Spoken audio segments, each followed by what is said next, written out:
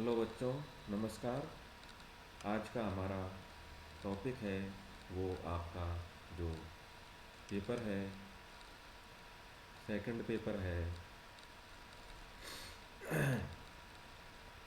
जो आपका जो बीएससी सेकंड ईयर का जो सेकंड पेपर है, animal physiology and biochemistry. Animal physiology and biochemistry यानी जंतु कार्यकी एवं जैव रसायन, उसका जो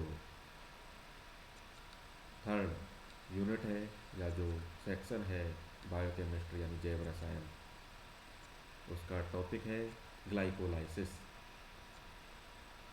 यानी आज मैं जो ग्लाइकोलाइसिस साइकिल है उसके बारे में आपको विस्तृत रूप से पढ़ाऊँगा, या ग्लाइकोलाइसिस है उसके बारे में हम आज विस्तृत रूप से अध्ययन करेंगे। जो ग्लाइकोलाइसिस है जो ग्लाइकोलाइसिस क्रिया है वो वह क्रिया है जिसमें ग्लूकोज का अणु विघटन द्वारा दो पायरुविक एसिड व दो एटीपी अणु देता है या हमें प्राप्त होते हैं। यानी जो ग्लाइकोलाइसिस है उसके अंतर्गत एक जो आपका ग्लूकोज मॉलिक्यूल्स है उसके द्वारा हमें दो पायरुविक एसिड तथा दो एटीपी मॉलिक्यूल्स हैं उनकी प्राप्ति इसके द्वारा हमें होती है। जो ग्लाइकोलाइसिस की क्रिया है वो कोशिका द्रव में पूर्ण होती है। ग्लाइकोलाइसिस की क्रिया कोशिका द्रव में पूर्ण होती है और यह क्रिया अनेक पदों में पूर्ण होती है और प्रत्येक पद के लिए विशिष्ट एंजाइम होता है। इस क्रिया में ऑक्सीजन की आवश्यकता नहीं होती है और ये जो क्रिया है या ये जो साइकिल है उसके ग्लाइकोलाइसिस के पदों को जो जर्मनी के वैज्ञानिक थे एमडेन तथा मेयरहॉफ ने याद किया था, इसलिए हम इस पथ को एमडेन मेयरहॉफ पथ भी कहते हैं। इसको हम एमडेन मेयरहॉफ पथ भी कहते हैं या इसे हम ग्लाइकोलाइसिस बोलते हैं। इसी को ईएमपी पथवे भी बोलते हैं या इसे हम इस splitting of sugars hexo sugars भी हम इसको बोलते हैं। एमडेन और मेयरहॉफ ने इसको इस पथ को दिया था। तो इसमें जो ये कोशिका द्रव में संपन्न होती है तो इसमें सबसे पहले जो ग्लूकोज है वो ग्लूकोज आपका जो पॉलीसेकेराइड है, जो पॉलीसेकेराइड होते हैं वो सबसे पहले ग्लूकोज यानी मोनोसेकेराइड में चेंज होते हैं। तो ये आपका हो गया ग्लूकोज। ये ग्लूकोज है ये ब्लड में होता है, ये ग्लूकोज है वो ब्लड में होगा।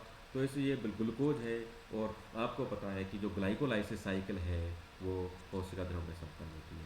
इसका मतलब इस ग्लूकोज को सेल के अंदर आना होगा।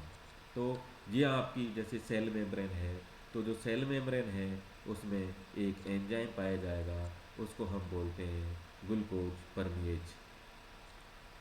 ग्लूकोज परमिएज एंजाइम है, यह प्रोटीन एंजाइम होता है। तो उसके द्वारा ये सेल मेम्ब्रेन को भेद करके जो ग्लूकोज है वो कोशिका के अंदर आएगा और जो प्रोसेस होगा उसको हम बोलते हैं फैसिलिटेटेड डिफ्यूजन। इस जो प्रोसेस है उसे हम फैसिलिटेटेड डिफ्यूजन बोलते हैं। फैसिलिटेटेड डिफ्यूजन है उसके द्वारा जो आपका ग्लूकोज है वो ब्लड से ग्लूकोज परमेज एंजाइम जो कि प्रोटीन है उसके द्वारा सेल के अंदर होगा।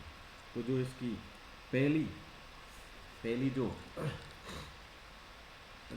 स्टेप है उसमें आपका ग्लूकोज होगा सेल में और ये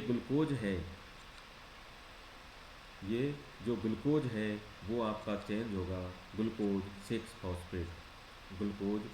फास्फेट। एक जो फॉस्फेट समूह है आपका वो आपका फॉस्फेट समूह में एटीपी से ये ग्लूकोज प्राप्त करता है। M G plus plus ion की उपस्थिति में एटीपी है वो एडीपी में बदल जाता है और जो एंजाइम होता है उसको हेक्सोकाइनेज बोलते हैं या ग्लूकोकाइनेज भी हम बोल सकते हैं। इसकी उपस्थिति में जो आपका ग्लूकोज है वो ग्लूकोज 6 फास्फेट में बदल जाता है, यानी इसमें एक फॉस्फेट समूह और जुड़ जाता है ग्लूकोज में। वो ये फॉस्फेट समूह है वो एटीपी से प्राप्त करता है और ये एटीपी में चेंज हो जाता है। तथा जो जो ये रिएक्शन होगी वो ग्लूकोज परमेज या हेक्सोकाइनेज एंजाइम की उपस्थिति में होती है तथा Mg+2 आयन की प्रेजेंट में होती है। तथा ये जो रिएक्शन होती है इसको और सबस्ट्रेट लेवल फॉस्फोराइलेशन भी कहते हैं। फिर जो आपका जो ग्लूकोज 6 फास्फेट है वो आपका चेंज होता है फ्रक्टोज 6 फास्फेट में। और जो आपका एंजाइम होगा वो होगा phospho phospho hexose isomerase. Phospho hexo isomerase enzyme की उपस्थिति में जो आपका ग्लूकोज 6 फास्फेट है वो आपका फ्रक्टोज 6 फास्फेट है उसमें चेंज हो जाता है। इसे हम समावेवीकरण वाली रिएक्शन भी हम कहते हैं, क्योंकि इसमें जो अणु हैं उनका जो अणुओं का पुनर्विन्यास के कारण पुनर्विन्यास और जो मॉलिक्यूल्स हैं उनका पुनर्विन्यास होता है। तो फ्रक्टोज 6 फास्फेट है, ग्लूकोज 6 फास्फेट है, तो फ्रक्टोज 6 फास्फेट में बदल जाता है। जो अगली जो रिएक्शन होगी वो भी फॉस्फोराइलेशन वाली रिएक्शन होती है। इसमें आपका जो फ्रक्टोज 6 फॉस्फेट है, फ्रक्टोज 6 फास्फेट है वो फ्रक्टोज 1,6 बाईफास्फेट या 1,6 डाईफास्फेट में चेंज हो जाता है। इसके लिए फिर जो आपका जो फ्रक्टोज मॉलिक्यूल्स है उसमें एक एटीपी है वो वापस एक एटीपी से वापस फॉस्फेट समूह है वो फ्रक्टोज में जुड़ जाता है और वो Mg+2 आयन की उपस्थिति में होती है और जो एटीपी है वो एडीपी में चेंज हो जाता है। और जो एंजाइम होता है फॉस्फोफ्रक्टोकाइनेज होता है तथा ये जो रिएक्शन होती है ये भी सबस्ट्रेट लेवल फॉस्फोराइलेशन की रिएक्शन होती है। इसमें इस स्टेप में फास्फोरिलीकरण भी हम बोल देते हैं, सबस्ट्रेट लेवल फॉस्फोराइलेशन वाली रिएक्शन इसमें होती है। इसके अंतर्गत जो आपका ग्लूकोज 6 फॉस्फेट है वो फॉस्फो फॉस्फो हेक्सोज इसमें जो आपका फ्रक्टोज 6 फॉस्फेट है वो फॉस्फोफ्रक्टोकाइनेज Mg+2 की उपस्थिति में आपका जो एटीपी है उससे फॉस्फेट समूह लेता है और ये एडीपी में चेंज हो जाता है और ये फ्रक्टोज 1,6 बाईफॉस्फेट में चेंज हो जाता है या डाईफॉस्फेट में ये चेंज हो जाता है। उसके बाद में जो अगली वाली जो रिएक्शन है वो क्लीवेज होती है, यानी इसमें टूटता है आपका जो फ्रक्टोज 1,6 डाईफॉस्फेट है वो टूटेगा, यानी जो ये रिएक्शन होगी जो क्लीवेज वाली ये रिएक्शन होगी एंजाइम इसमें होगा एल्डोलेज, यानी एल्डोलेज एंजाइम की उपस्थिति में आपका जो फ्रक्टोज 1,6 डाईफॉस्फेट था वो दो पार्ट्स में टूट जाता है। पहला होता है DHA PO4, ये होता है डाईहाइड्रोक्सी एसीटोन फॉस्फेट, यानी ये 3 कार्बन और 1 phosphate dihydroxy acetone phosphate DHA PO4। दूसरा आपका होगा वो होगा 3-फॉस्फोग्लिसरैल्डिहाइड, दूसरा आपका होगा वो 3-फॉस्फोग्लिसरैल्डिहाइड, यानी जो आपका 3-फॉस्फोग्लिसरैल्डिहाइड या फॉस्फोग्लिसरैल्डिहाइड 3 फॉस्फेट या फॉस्फोग्लिसरैल्डिहाइड 3 फॉस्फेट या बोल देते हैं फॉस्फोग्लिसरैल्डिहाइड, यानी 3 कार्बन का ये हो गया 3 कार्बन का आपका ये हो गया। तो जो एल्डोलेज एंजाइम है उसकी उपस्थिति में आपका फ्रक्टोज 1,6 जो डाईफॉस्फेट है वो DHA PO4 है डाईहाइड्रोक्सी एसीटोन फास्फेट में तथा 3-फॉस्फोग्लिसरैल्डिहाइड में चेंज हो जाता है। फिर यहाँ ये जो रिएक्शन होती है ये जो आपका डाईहाइड्रोक्सी एसीटोन फास्फेट है वो डाईहाइड्रोक्सी एसीटोन फास्फेट जो फास्फेट है वो ट्रायोज फॉस्फेट आइसोमरेज एंजाइम होता है, उसकी उपस्थिति में आपका डाईहाइड्रोक्सी एसीटोन फास्फेट तथा 3-फॉस्फोग्लिसरैल्डिहाइड है ये दोनों एक दूसरे में परिवर्तित हो सकते हैं, यानी जो ट्रायोज फॉस्फेट आइसोमरेज एंजाइम है, उसकी उपस्थिति में आपका जो डाईहाइड्रोक्सी एसीटोन फास्फेट है वो 3-फॉस्फोग्लिसरॉल्डिहाइड में तथा 3-फॉस्फोग्लिसरॉल्डिहाइड है वो डाईहाइड्रोक्सी एसीटोन फास्फेट में एक दूसरे में ये आपस में चेंज हो सकते हैं। जो अगली वाली स्टेप होती है उसमें आपके जो इसमें आपका जो थ्री डी DHAPO4 यानी डाईहाइड्रोक्सी जो एसीटोन फास्फेट है वो भी 3-फॉस्फोग्लिसरॉल्डिहाइड में चेंज हो जाता है। इस तरह हमें इसके दो मॉलिक्यूल्स प्राप्त हो जाते हैं। जो आपके ये दो मॉलिक्यूल्स 3PGAL यानी 3-फॉस्फोग्लिसरॉल्डिहाइड के प्राप्त हुए हैं उसमें यहाँ थर्ड सबस्ट्रेट लेवल फॉस्फोराइलेशन वाली रिएक्शन होगी। इसमें यहाँ पर कोई एंजाइम नहीं होता है तथा H3PO4 जो आपका H3PO4 होता है उससे एक अणु H3PO4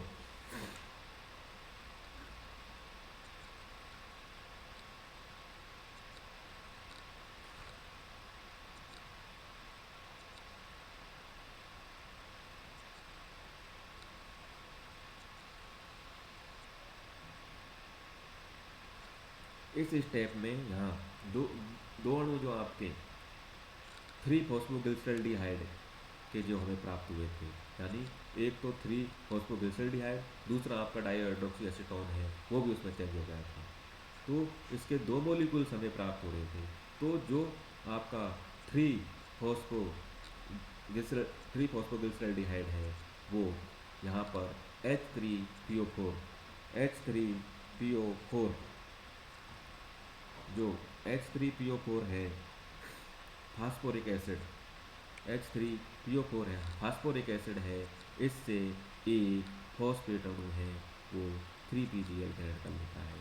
इस तरह यहाँ पर ये 1,3-DiPGL यानी 1,3-डाईफॉस्फोग्लिसरॉल्डिहाइड हमको प्राप्त हो जाता है। यहाँ पर कोई तरह का एंजाइम इस रिएक्शन में यहाँ इस स्टेज पर नहीं होता है और इसको हम बोलते हैं substrate level phosphorylation. Third reaction होगी थर्ड ये स्टेप है जहाँ पर सबस्ट्रेट लेवल फॉस्फोराइलेशन की रिएक्शन हो रही है। इसमें आपके जो 3-फॉस्फोग्लिसरॉल्डिहाइड है वो आपका H3O4 यानी फॉस्फोरिक एसिड से एक PO4 यानी फॉस्फेट समूह ग्रहण करता है और ये आगे 1,3-DiPGL यानी 1,3-डाईफॉस्फोग्लिसरॉल्डिहाइड में चेंज हो जाता है। फिर ये 1,3-डाईफॉस्फोग्लिसरॉल्डिहाइड जो आपका 1,3-डाईफॉस्फोग्लिसरॉल्डिहाइड है वो आपका जो आगे 1,3-डाईPGA यानी 1,3-डाईफॉस्फोग्लिसरिक एसिड में चेंज होता है। तो इसका चेंज होने के लिए आपका जो यहाँ पर Na2 है, दो अणु आपके Na होते हैं, Na वो NADH2 बदलते हैं यानी 1,3-डाईPGAL है उसमें से दो हाइड्रोजन के मॉलिक्यूल यहाँ निकल जाते हैं। इसे यह एंजाइम होता है फॉस्फोग्लिसरॉल्डिहाइड डिहाइड्रोजनेज एंजाइम है। इसका मतलब दो हाइड्रोजन के मॉलिक्यूल्स यहाँ से निकल जाते हैं तथा 1,3-डाईPGAL है वो 1,3-डाईPGA यानी 1,3-डाईफॉस्फोग्लिसरिक एसिड में चेंज हो जाता है। यानी जो आपके दो मॉलिक्यूल्स थे 1,3-डाईPGAL यानी 1,3-डाईफॉस्फोग्लिसरॉल्डिहाइड उसके जो अगली वाली जो है वो 1,3-डाईफॉस्फोग्लिसरिक एसिड में चेंज हो जाता है। इसके लिए दो जो दो मॉलिक्यूल्स NAD के होते हैं वो आपके NADH2 में चेंज हो जाता है यानी हाइड्रोजन का दो मॉलिक्यूल्स हैं वो इससे निकल जाते हैं। एंजाइम होता है फॉस्फोग्लिसरॉल्डिहाइड डिहाइड्रोजनेज तथा 1,3-डाईPGAL है फॉस्फोग्लिसराइड डिहाइड्रोजनेज की उपस्थिति में 1,3-डाईPGAL यानी 1,3-डाईफॉस्फोग्लिसरिक एसिड में बदल जाता है। फिर 1,3-डाईफॉस्फोग्लिसरिक एसिड है वो 3PGA यानी 3-फॉस्फोग्लिसरिक एसिड में बदल जाता है। यह आपका 3-फॉस्फोग्लिसरिक एसिड में बदल जाता है। इसमें हमें दो मॉलिक्यूल्स ATP प्राप्त होते हैं यानी Mg+2 आयंस की उपस्थिति में दो ADP हैं, वो दो ATP में चेंज हो जाते हैं। एंजाइम होता है फॉस्फोगिल्सरे फॉस्फोगिल्सरोकाइनाज फॉस्फोगिल्सरेट काइनेज एंजाइम है की उपस्थिति में जो आपका 1,3-डाई-PGA है, 1,3-डाईफॉस्फोगिल्सरिक एसिड है, वो 3PGA यानी 3-फॉस्फोगिल्सरिक एसिड में चेंज हो जाता है। यानी 1,3-डाई-PGA ये 1,3-डाईफॉस्फोगिल्सरिक एसिड है, वो फॉस्फोगिल्सरोकाइनेज या फॉस्फोगिल्सरेट काइनेज एंजाइम की उपस्थिति में Mg+2 आयन तथा जो आपका दो ADP है वो दो ATP के रूप में हमें प्राप्त हो जाती है। यानी दो ADP है वो दो ATP में चेंज हो जाते हैं Mg+2 आयन की उपस्थिति में, तथा फॉस्फोगिल्सरोकाइनेज एंजाइम की उपस्थिति में 1,3-डाई-PGA है, यानी 1,3-डाईफॉस्फोगिल्सरिक एसिड है, वो 3-फॉस्फोगिल्सरिक एसिड में चेंज हो जाता है। फिर ये जो आपका 3-फॉस्फोगिल्सरिक एसिड है वो 3PGA यानी 2 जो 3PG यानी 3 जो फॉस्फोगिल्सरिक एसिड है वो 2PG यानी 2-फॉस्फोगिल्सरिक एसिड में चेंज हो जाता है। और यहाँ एंजाइम होता है म्यूटेज, यानी जो आपके फॉस्फेट की स्थिति 3rd कार्बन पे थी वो इसमें 2 कार्बन बना जाती है, 3-फॉस्फोगिल्सरिक एसिड में भी चेंज हो जाता है। तथा जो 3-फॉस्फोगिल्सरिक एसिड है, 3-फॉस्फोगिल्सरिक एसिड है, वो आगे 2PEP यानी फॉस्फोइनोल पायरुवेट में चेंज होता है। तथा Mg+2 आयन है, उसकी उपस्थिति में दो वाटर के मॉलिक्यूल्स में बाहर निकल जाते हैं और एंजाइम इनोलेज होता है। यानी जो आपका 2-फॉस्फोगिल्सरिक एसिड है वो इनोलेज एंजाइम की उपस्थिति में इनोलेज एंजाइम तथा Mg+2 आयन की उपस्थिति में इसमें से दो हाइड्रोजन मॉलिक्यूल्स हैं वो बाहर निकल जाते हैं तथा दो PEP यानी फॉस्फोइनोल पायरुवेट में ये चेंज हो जाता है। और फिर 2PEP यानी दो फॉस्फोइनोल पायरुवेट हैं, वो पायरुवेट काइनेज की उपस्थिति में पायरुवेट काइनेज की उपस्थिति में Mg+2 आयन दो आपके ADP वो ATP में चेंज हो जाते हैं तथा 2 मॉलिक्यूल्स हमें पायरुवेट या पायरुविक एसिड के प्राप्त होते हैं। यानी जो लास्ट स्टेप है उसमें जो PEP यानी फॉस्फेनोल आपका पायरुवेट है वो आपका पायरुवेट काइनेज तथा Mg+2 आयन की उपस्थिति में जो आपके ADP मॉलिक्यूल्स हैं वो ATP में चेंज हो जाते हैं और इस तरह हमें दो मॉलिक्यूल्स पायरुविक एसिड के हमें प्राप्त हो जाते हैं। इस प्रकार जो आपका ग्लाइकोलाइसिस साइकिल है वो ये स्टेप्स में कंप्लीट होता है। ग्लाइकोलाइसिस साइकिल है, उसमें ग्लूकोज के अणु से दो पायरुविक अम्ल बनते हैं, यानी एक ग्लूकोज मॉलिक्यूल्स है उससे दो पायरुविक अम्ल बनते हैं। इस पथ में 4 ATP अणुओं का सबस्ट्रेट फॉस्फोराइलेशन द्वारा निर्माण होता है, जिनमें से 2 ATP अणु फास्फोराइलेशन में काम आ जाते हैं। यानी इस जो रिएक्शन है या जो कंप्लीट साइकिल है उसमें हमें 4 ATP प्राप्त होते हैं। यह जो कंप्लीट साइकिल है उसमें हमें 4 ATP प्राप्त होते हैं, 2 ये और 2 ये, यानी 4 ATP प्राप्त होते हैं। लेकिन नेट गेन हमें 2 का ही प्राप्त होता है, क्योंकि 2 ATP हमें यहाँ 1 ATP यहाँ और 1 ATP यहाँ हमें फॉस्फोराइलेशन सबस्ट्रेशन वाली जो रिएक्शन होती है उसमें काम आ जाता है। इस प्रकार हमें जो ग्लाइकोलाइसिस साइकिल है उसमें 2 ATP प्राप्त होते हैं। नेट जो गेन है वो 2 ATP का होता है।